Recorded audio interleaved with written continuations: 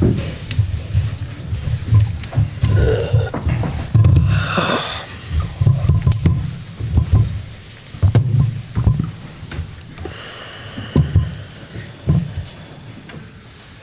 start us off.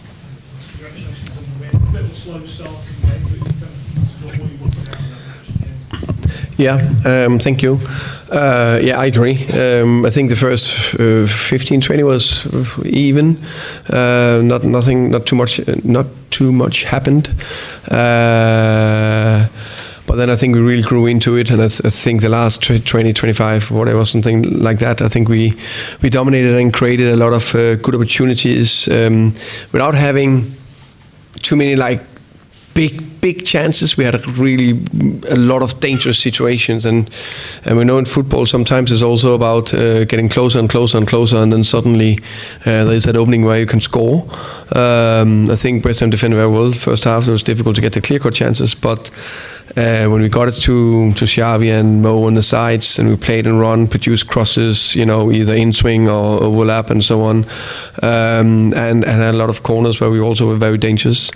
So happy that the goal came second half, because you never know, the momentum can change after halftime, but we kept going and scored a good goal after, and then 3-0 done. So a very good, a clear win, a good performance, and I think it's we all know the derby and the importance to the game for the fans, and I think it's testament to the boys in the group that we haven't won here in 6 years. That shows everything how difficult it is to play here, and now we won 3-0 today. I think that's impressive. Set pieces are dangerous. In the first half, you had a couple, one disallowed, one seems to be pushing for that event. What are your thoughts on that? I think disallowed goal is for me clearly a goal. When I look it back, it's Mads Hermansen who pushed Mickey into Kyle Walker-Peters. So that's, and we talk about higher thresholds. For me, it's a clear goal. If you see the United goal against Fulham a few weeks ago, where there was two hands in the back was given, I've heard afterwards it was a mistake. But no matter what, for higher threshold, this is clearly a goal that needs to stand. I think the Mickey van de Ven situation, I think it's the player that marked Mickey doesn't look at the ball. And he got two hands around him, so it's one of those where it could definitely been given. I'm probably slightly biased, so I say 60-40 it should have been given, but I know those situations are not easy. On Mickey, as he was coming off, he seemed to kind of share a bit of a joke in the half. Yeah, I want goals from him from set pieces, and it was a second phase set piece, but it didn't count if it's left or right foot. I need a header.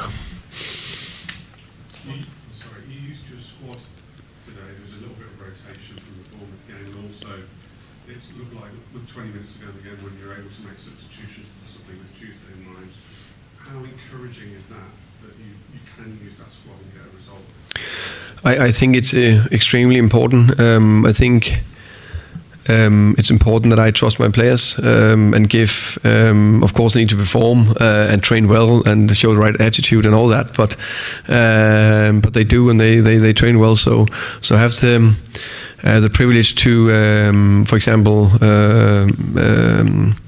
rest Rodri. Of course, he could have played today, but he played 2 90s. He landed Thursday morning.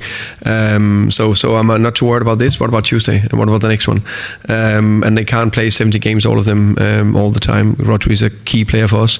Richie, the same, could have started, but also played in 4,000 meters height against Bolivia and so on. So, and then others have done well. And Lucas, look how he came on the pitch and how he performed today. I think Matty, very impressive. The performance was maybe not through the roof, but was very solid. I would say 7 out of 10. Worked hard, pressing, constant pressing, and that's very good. Also with he was not in the Champions League squad, so very happy with the squad and the players.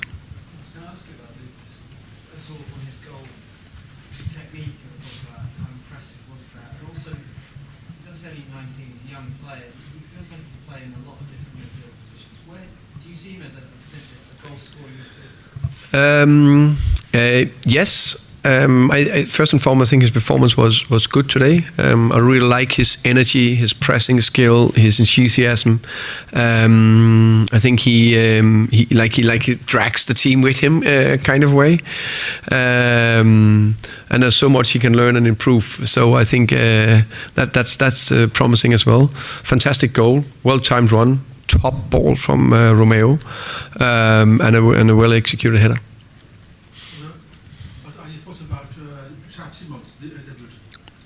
I think he was promising. I like what I saw from him. I like he took initiative on the ball. Every single time he was on the ball, he tried to create something. And I think he had a wonderful assist for the first goal from corner. Worked hard as well. So I think it was a good first game. Thomas, can I ask about the midfield of Palinia? What you think he brings to this team? And generally what you made at the start. Do you think he's sort of 100% sharpness yet? No, I think some players, hit the ground running in a season. I think we need to, even as he played in Premier League before, it's still a new club, a new coach, crazy new ideas from the coach, all those things. And then he had a little disjointed preseason because he played the Club World Cup without playing too many games or barely any. So I think he will grow and be better. I'm happy again with his performance today. Solid. He just give the team that structure and solidness. Final one at the back, please.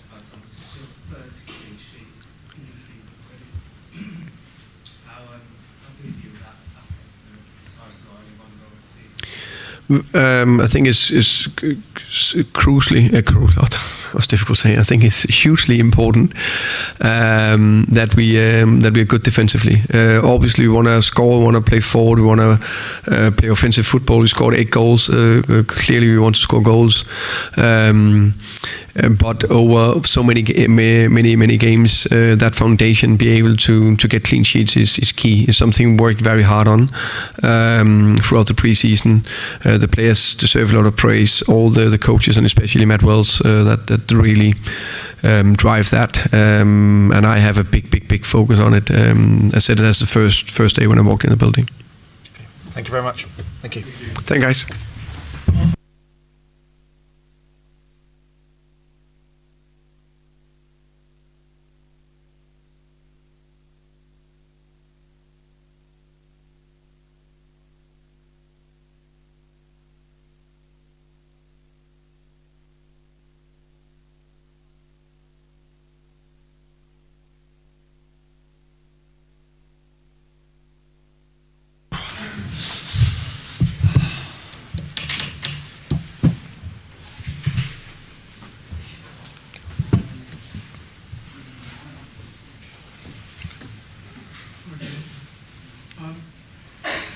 Teams had chances to score in the first half.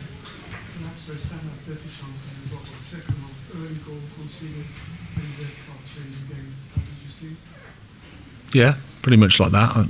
I think first half was even. I think we had good attacks, good moments. I think there was positives for us in the first half, especially when you consider that's Kree's first game for a while. Mateus, his second game, I thought Malik contributed down the left really well. Kyle and Jazz had a good combination down the right. Lucas and Mateus centrally combined well. I think from a defensive perspective, we were solid. Didn't give too many chances away. It was more pressure from set pieces and long throws, the balls in the box, which we dealt with well. And then the second half, obviously we make a mistake for the first goal and concede the goal. And then the red card, and pretty quickly the scoreline's gone away from us, and it makes for an uncomfortable second half, completely not like the first half. So, yeah, really disappointed in that. What did you think of that red card incident? Well, there's no intent, I don't think, to do anything, and there's no speed really. But obviously, when you raise your foot, you know there's a potential problem.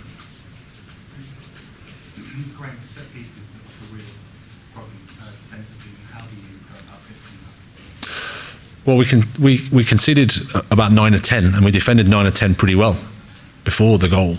So I understand once you've conceded a goal from a set piece, that's I understand why you asked the question.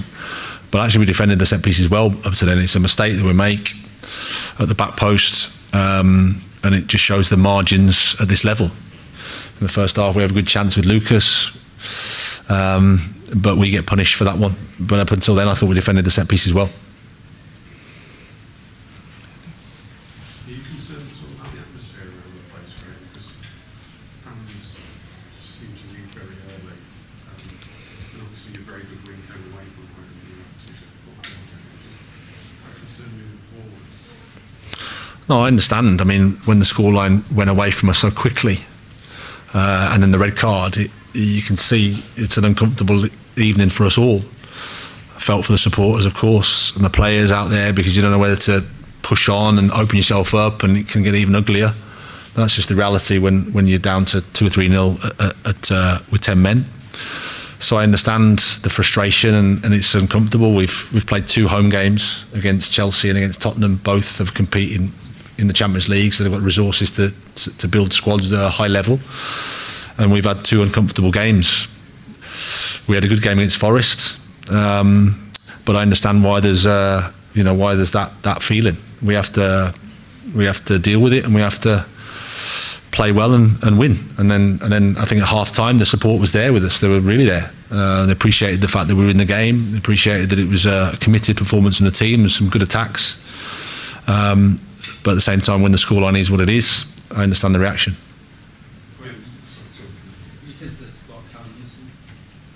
Tempted, yeah, but he's.